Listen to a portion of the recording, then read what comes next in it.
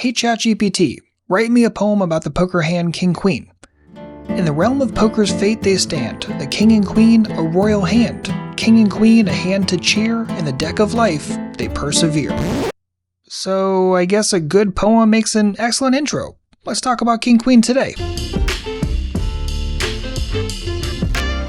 Good morning, how are we doing today? My name is James Sweeney, aka SplitSuit. Welcome to another video in the Science of Poker series, where we analyze popular starting hands from a technical point of view and give you some tips for playing these hands even better. And in today's video, we're going to talk about King-Queen specifically. This is a hand that tends to create a lot of confusion for players, especially players that are new, since it is definitely a stronger hand, but it's deceivingly strong and can sometimes get you into some reverse implied odds situations.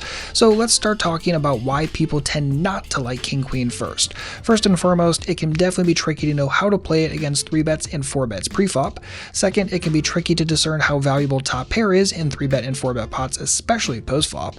And it can also be tricky to get 3 streets of value against anyone who's not a pure fish. But whether or not you love King-Queen or hate it, it's important to know what to expect with this hand. So King-Queen should definitely be a winning hand in your database over a decent sample size. It's not going to be as profitable as Ace-King or Ace-Queen, but it should definitely be profitable nonetheless with a decent sample size in your database.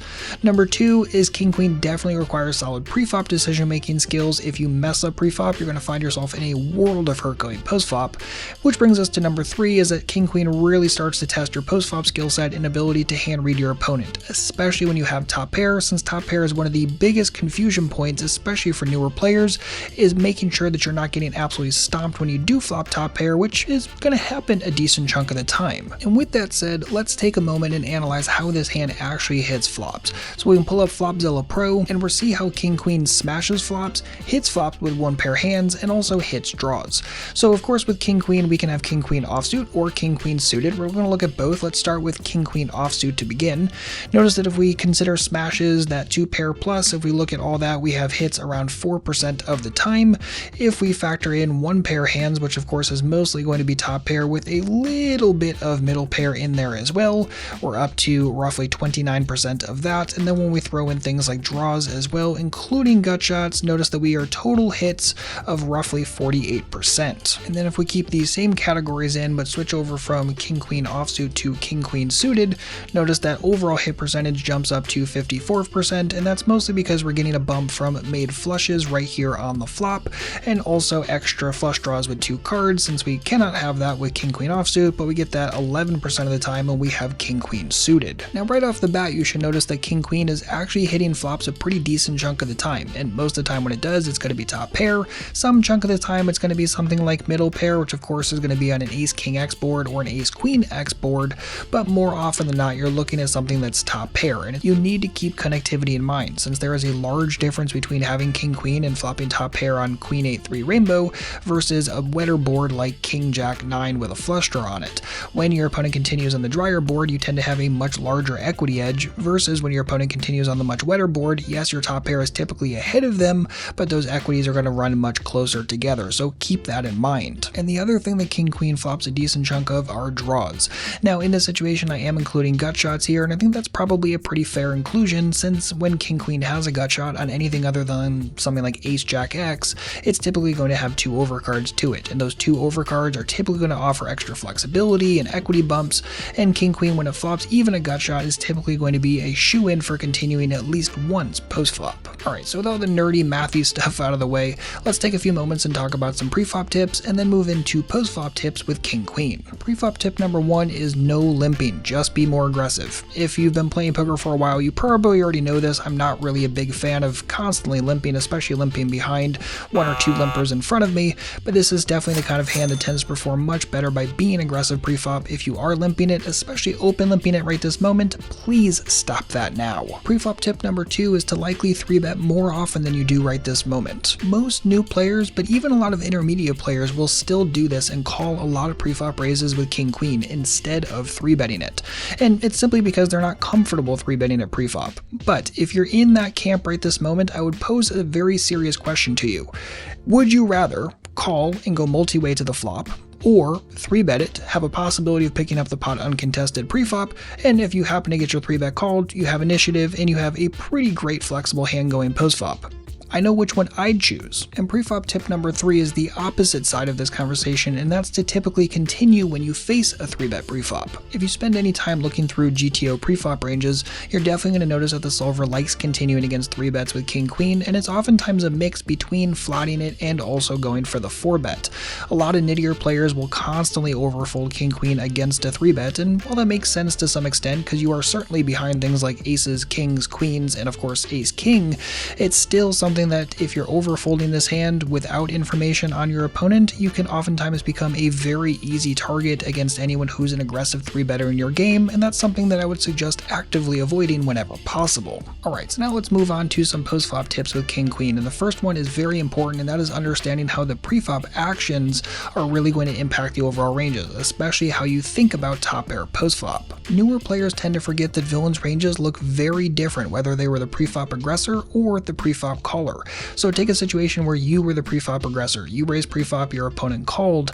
Well, that's a situation where when you catch top pair with king-queen, well, that's oftentimes going to slide a little bit closer to a nuttish hand, since most opponents are going to 3-bet ace-king preflop, and when you're flopping top pair here, they're most likely going to have more hands in their range that offer you implied odds. Things like king-jack on king-xx or queen-10 suited on queen-xx, and that's of course great when you have king-queen here. Post-flop tip number 2 is to remember that top pair is typically worth 1 to 2 streets of value post-flop against non-fish.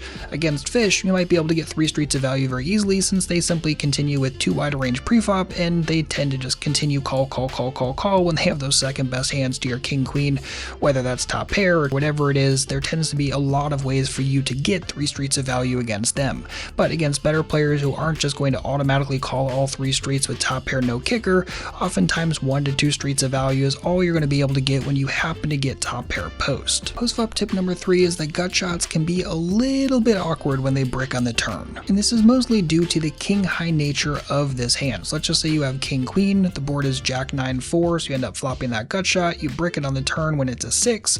This is typically going to be a little bit closer to a semi-bluff instead of a showdown value type of check. So when a solver has something like ace-high here, let's just say ace-queen, that tends to be something that it might check the turn behind for more of a showdown value approach, planning to call bets on the river, versus something like queen-high or a worse draw here where the solver tends to prefer going for fire since it's not going to retain very much showdown value.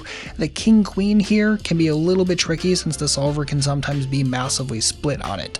So really think about who your opponent is and whether this is a hand that's worth checking behind because it might actually have check showdown value, or if it's just worth going for the double barrel, if not planning for a triple barrel as well when it happens to brick rivers. And the final post-flop tip I can give you is that in 3-bet pots, your sizing with top pair is everything. So what a lot of players mistakenly do is they 3-bet preflop, they get called, flop top pair, and then they just start banging for huge pot sizes. And a lot of times if you ask them why and they really dig into it, they're not really doing it for value, they're more doing it because they're afraid of getting sucked out on and they just want to win the pot right that moment. That is not the way you want to think about this.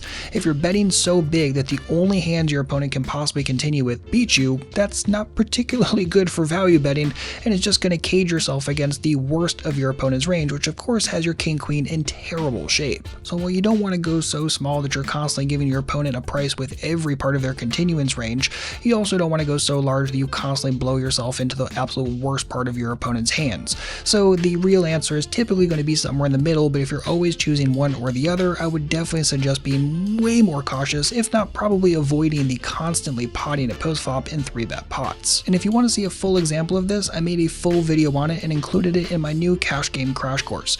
If you play cash games and you're really sick and tired of hoping that the YouTube algo is going to serve you any actual legit poker strategy instead of just high stake streams that don't apply to you and tournament stuff that really doesn't apply to you either, definitely make sure to sign up for my cash game crash course today.